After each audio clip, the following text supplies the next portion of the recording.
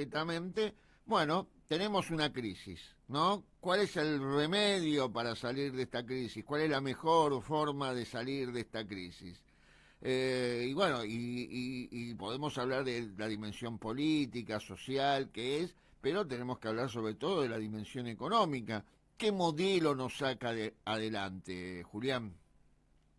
Sí, yo creo que en primera medida, yo no estoy tan de acuerdo con hablar de una crisis, ¿no? Porque una crisis en realidad remite a, bueno, a otros momentos históricos que hemos vivido con un desempleo, con una tasa de desempleo de 2 dígitos, con un quiebre de la industria, nada de eso, con un quiebre del consumo, con un quiebre del mercado del mercado interno y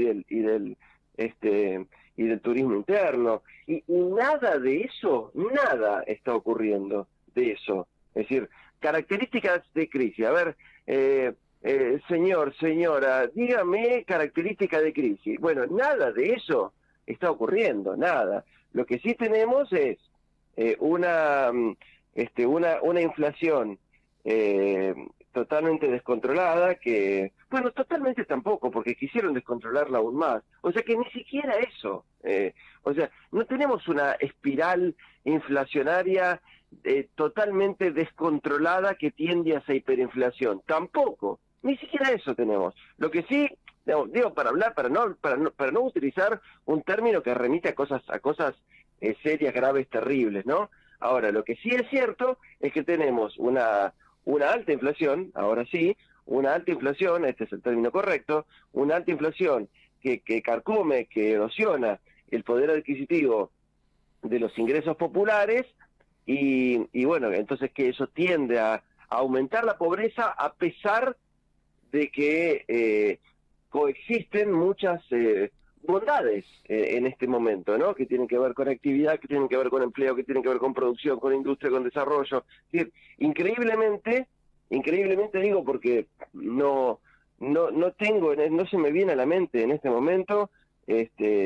en momentos pasados que lo he pensado tampoco, este, eh, eh, algunos periodos en los cuales se produjeron, incluso en el mundo, crecimientos de actividad económica, de empleo, desarrollo, mejoras en cuanto a la estructura de ubicación geopolítica del país, eh, y muchas cuestiones más que coexistan con una disminución del poder adquisitivo de los sectores más vulnerables, ¿no? Por ahí puede ser algo que tenga que ver con algún país donde la inequidad ya es estructural, ya es más estructural, tipo Brasil, tipo Chile, tipo Perú, pero países que tienen una inequidad, una injusticia social estructural. Argentina no la tiene estructuralmente, como en otros países por donde por ahí pudiera llegar a comparar. Entonces, volvamos al punto. Creo que dando vueltas, más que hablar de crisis, tendríamos que hablar de el problema de esta inflación que no se puede desacelerar. Y bueno, entonces, ¿cómo lograr desacelerar esta inflación para poder hacer coincidir crecimiento, desarrollo, mejora de la balanza de pagos, mejora fiscal, cambio de signo favorablemente de la balanza energética, inclusión de Argentina al BRICS, todo esto, cómo se traduce en una mejora en la distribución del ingreso y en una mejora favorable en la evolución del poder adquisitivo de los ingresos, especialmente de los ingresos populares, ¿no? Esto es lo que falta, y que es urgente.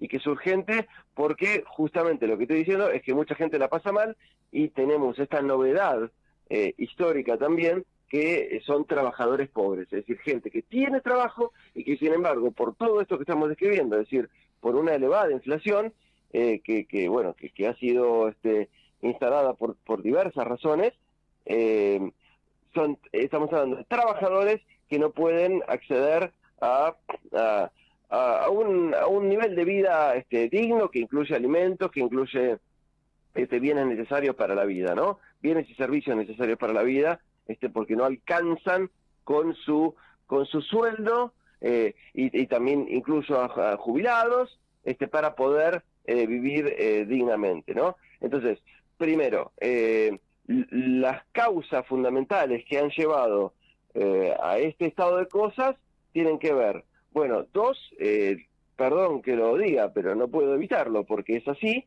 dos tienen que ver con el gobierno de Macri, que inicialmente, desde su inicio, desarmó una estructura de precios y una estructura cambiaria estable, predecible y confiable, que pudiera ser cuestionable incluso, ¿no? Es decir, una tasa de inflación del 25%, tal vez hasta pudiera ser cuestionable, pero era una tasa de inflación previsible, estable, controlable, superada por salarios y jubilaciones. De hecho, en aquel momento siempre lo recordamos, y no fue hace tanto, fue hace menos de 10 años, teníamos los sueldos y las jubilaciones más altas de Latinoamérica.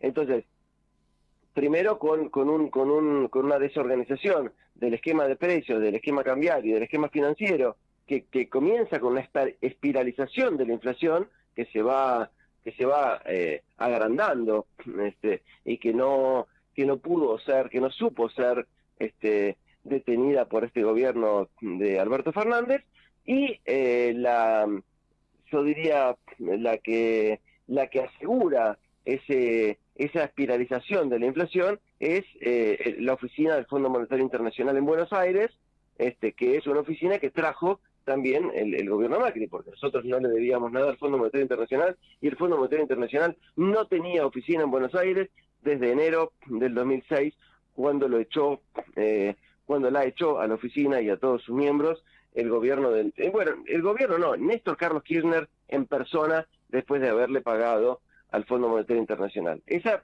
es una. Y la otra, bueno, sí, tiene que ver con deficiencias, con falencias, con errores, con cobardías de este gobierno que tuvo muchos actos de cobardía, de una persona que es cobarde, que estamos hablando de Alberto Fernández, como por ejemplo no haber creado la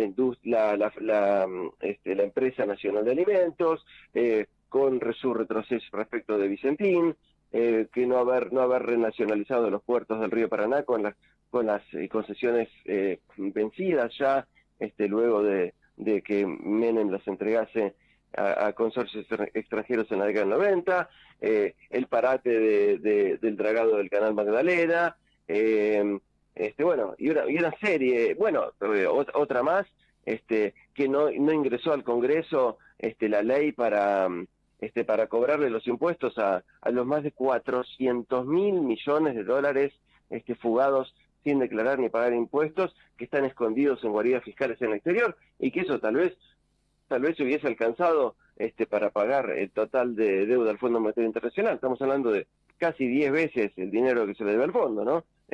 Entonces, cobrándole los impuestos a los capitales financieros que fueron fugados sin declarar ni pagar impuestos, no sé si se hubiese pagado el total de deuda, pero hubiese sido mucho. Bueno, con este esquema de cosas, ¿qué se puede prever para el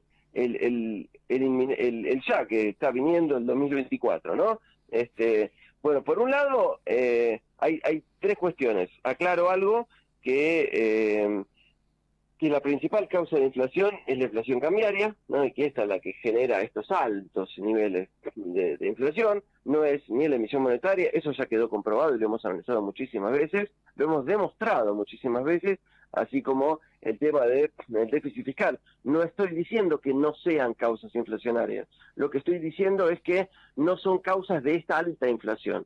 Esta alta inflación es consecuencia de los saltos devaluatorios, que tienen que ver con saltos del precio del dólar que se trasladan a precios y entonces van generando expectativa devaluatoria y expectativa inflacionaria que se va acelerando, ¿no? Se va como engordando, como haciendo más fuerte esa tendencia, y entonces disminuyendo el poder del gobierno para detenerla, ¿no? Entonces, ¿cómo desacelerarla? Bueno, hay algunos hechos que ya, digamos, prácticamente que se ven, ¿no? Uno proyecta, es decir, de esta variable, de esta, y de esta. Bueno, las proyecciones son claras. Bueno, por un lado, no va a haber algo que condicionó este año 2023, no va a haber la mayor sequía de la historia que se tuvo este año y que significó, medido en moneda extranjera, cerca de 25.000 millones de dólares de pérdida.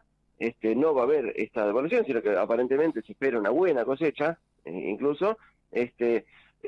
Vamos a tener superávit energético por primera vez con tanto crecimiento. Vamos a tener superávit energético porque vamos a tener el gasoducto Néstor Kirchner conectado desde Neuquén con puntos neurálgicos de nuestro país y a la vez llegando hasta Brasil y creo que hasta Bolivia también. Más importante en términos financieros es Brasil porque es el quinto país más poblado del mundo, y sería importante lograr un fuerte ingreso de exportaciones. Y por otro lado,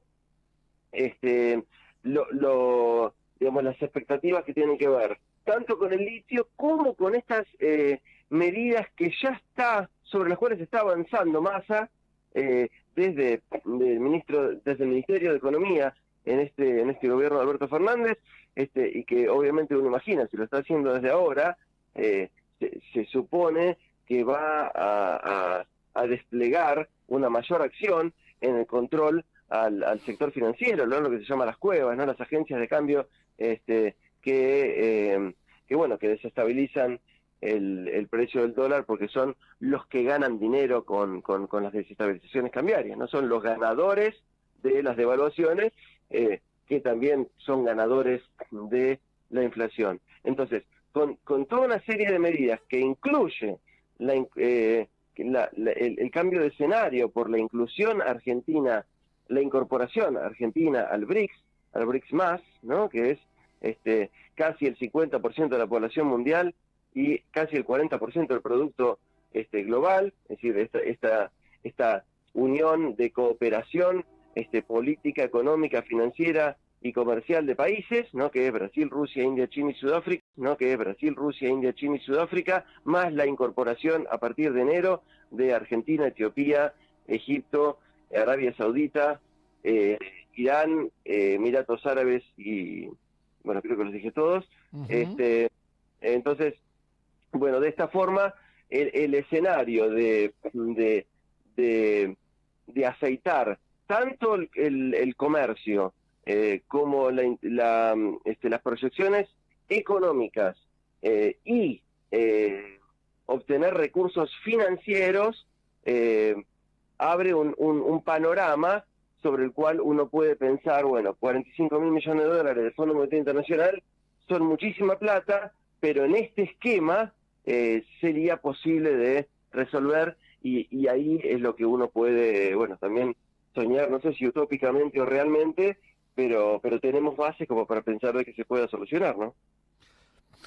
Sí, el tema es ante todo cómo forcejear, y no es menuda tarea porque hasta ahora viene teniendo muchísimos problemas, el propio Massa digamos, como ministro de Economía y ya como presidente va a ser duro el tema, cómo forcejear con los formadores de precios y con una economía tan concentrada, porque también, como vos decís, la inflación es cambiaria, pero también se debe a la alta concentración de la economía, ¿no es cierto? Sin duda que se debe a la alta concentración económica, a la operación de los grandes intermediarios, formadores de precios, que también están ligados a los grandes exportadores, que también acumulan a veces, en algunos momentos, millones de toneladas, es decir, miles de millones de kilos de nuestro alimento debajo del oxilo bolsa, presionando al gobierno de momento, para que devalúe o para que quite retenciones, para ellos enriquecerse y para desestabilizar y para conservar el poder, en definitiva, el poder que tienen. Y esto yo creo que puede ser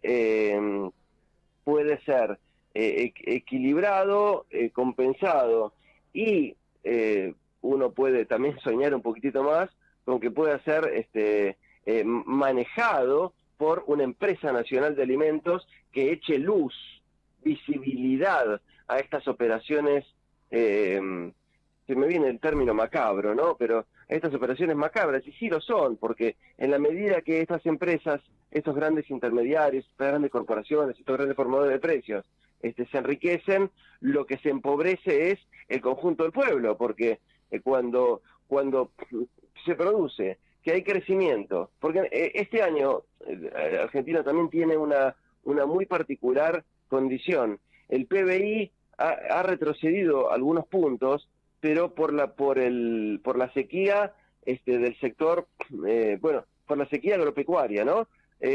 Por la sequía del campo, la mayor sequía de la historia. Pero si se quita, esto ha sido informado por distintos institutos, si se quita al sector agropecuario ¿no? del análisis, en los demás sectores de la economía y de la producción ha habido crecimiento. Entonces, todo esto requiere indudablemente y urgentemente una mejora en cuanto a control, en cuanto a organización, ¿no? Pero volviendo al punto central, si hay un crecimiento y la mayoría del pueblo participa de un menor poder adquisitivo de sus ingresos, es porque hubo un accionar, y ahí sí, claro, tengo justificado el término macabro, hubo un accionar macabro de los sectores que sí se enriquecieron. Entonces, una empresa nacional de alimentos creo que sería útil para además poder visibilizar este accionar macabro y justificar, ¿no? Justificar públicamente el accionar del Estado para regular y controlar a estos que van a querer imponer a través de los medios de comunicación que manejan los problemas que tienen con un Estado que interviene, que regula, que no los deja en libertad total. Claro, ellos quieren libertad para seguir robando libremente y en total libertad y gritar viva la libertad carajo, pero lo que se necesita para cuidar los intereses del conjunto del pueblo es justamente reducirles los grados de libertad al accionar macabro de las corporaciones dominantes y de los consorcios intermediarios que se están quedando con la plata del conjunto de los argentinos. Muy bien, Julián, muchísimas gracias por tu columna de hoy, como de costumbre en estos viernes.